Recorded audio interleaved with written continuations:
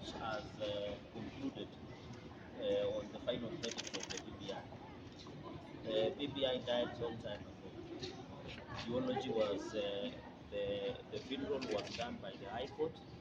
The eulogy was written by the Court of Appeal, and today was the first anniversary of the death of the BBI. I want to commend the Supreme Court of the Republic of Kenya for exercising its independence and judiciary for exercising its independence. We are excited as Kenyans in as much as what it has come out is more of jurisprudential value and academic discourse. We want to thank the judiciary for coming out and the Supreme Court for instating that Kenyans will always be the supreme and the Constitution of Kenya should always be supreme. Stated, including the basic doctrine being inapplicable in Kenya, I believe one day it shall be that the president can initiate or become an initiator of the popular initiative. I want to thank the Supreme Court by saying that the president cannot be a promoter or an initiator of any constitutional amendment, because the fact that they are in executive and they have state machineries, which was being approved from day one.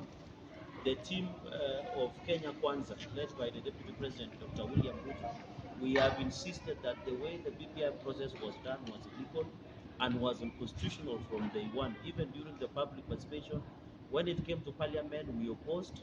They used force, they used intimidation, they used blackmail in Parliament to pass it. And even in our county assemblies, you remember even they bribed the MCAs by offering them car grants. So this process of BBI from day one was what we call political fraud. It was a fraud against the will of Kenyans, and we are happy that the Supreme Court, the Court of Appeal, the High Court have affirmed the position that the BBI process will continue and shall be an illegal and unconstitutional process. We are aware the reason this BBI was being pushed through was to benefit the Azimio wing of government. And we were aware that, and we have said President Uhuru Kenyatta is not ready to go home. He wanted to seek a third term through the back door by becoming the Prime Minister that had been designed through the BBI proposals. But thank God, the will of the people, the Supreme Law, the Constitution, has today confirmed that it is beyond any person who can control. And this is an embarrassment to the President and the former Prime Minister. And therefore, we urge President Uhuru Kenyatta to retire peacefully, to leave Kenyans to chart their own course and become a private citizen. If he now wants to initiate constitutional process, the President should and must. The President can now go ahead after his retirement, when he's in Katundu, can now start the process of amending the Constitution as a private citizen. And that is what we have initiated from before. And therefore, this confirms our fears that the real intention of the BBI process, the way there was drama, machismo, use of chiefs, when even you remember the chiefs were the one collecting BBI signatures that was submitted to the IEBC.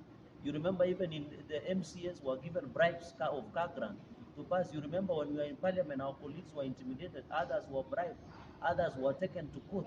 So therefore, this is an important occasion, and that is why I want to tell the judiciary and the Supreme Court, that is why we have been fighting for judicial independence.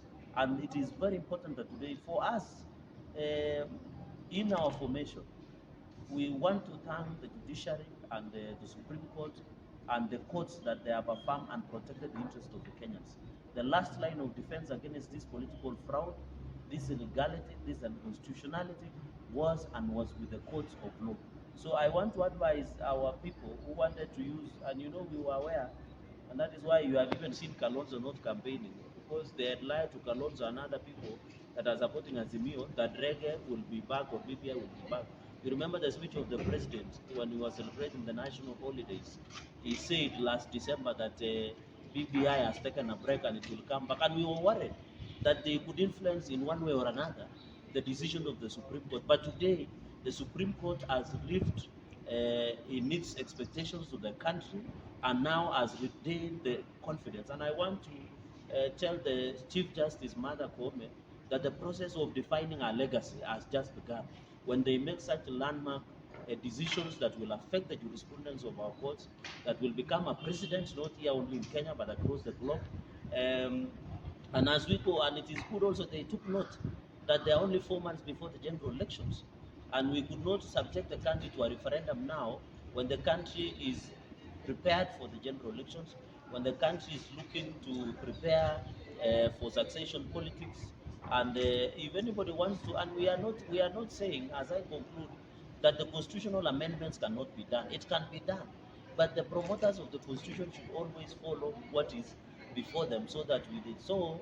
Hii kabisa tunataka tuseme mahakama wamefanya jambo mzuri, wamesikia sauti ya Wakenya. Sisi wale ambao tulikuwa tunapinga BBI tulisema hii BBI ni kinyume cha katiba, haifuati sheria, haiambatani na yale matakwa ya Wakenya wanataka. Shida ya Wakenya saa hii si BBI, shida ya Wakenya si kubadilisha katiba, shida ya Wakenya ni kubadilisha uchumi na kuhakikisha kila Mkenya anapata nafasi bora ya kujikimu kimaisha.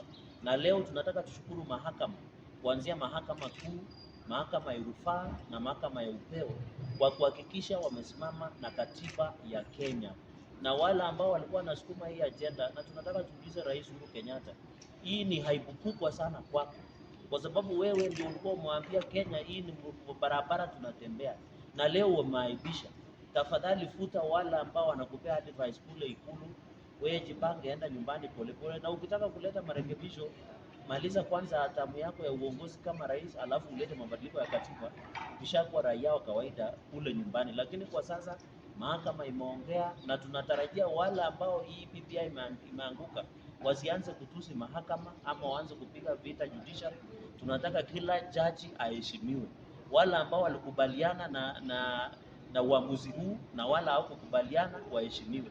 Na nataka nimuulize Martha Koome, the legacy yako inaendelea kuandikwa. Wewe endelea kufanya yale maamuzi ambayo itakuja kusimama na raia, wale wanjibu, wale ambao unawaita. So wale watu wa Azimio walikuwa wamedanganya watu kama akina Kalonzo, hata Uhuru mwenyewe alikuwa amejidanganya. Alikuwa anafikiri sasa atakuwa prime minister kule term ya 3. Sasa hiyo ndoto ilikuwa ndoto ya ile inaitwa nightmare. Haijakuwa ndoto mzuri. So wacha tuendelee na Kenya ibadilike. Sisi wale wengine ambao tunataka, agenda yetu kubwa ni kubadilisha uchumi, si kubadilisha katiba. Na nafikiri kwa sasa Wakenya wakubaliane na uamuzi wa mahakama. Mahakama imefanya uamuzi, kila mtu aheshimu uamuzi wa mahakama.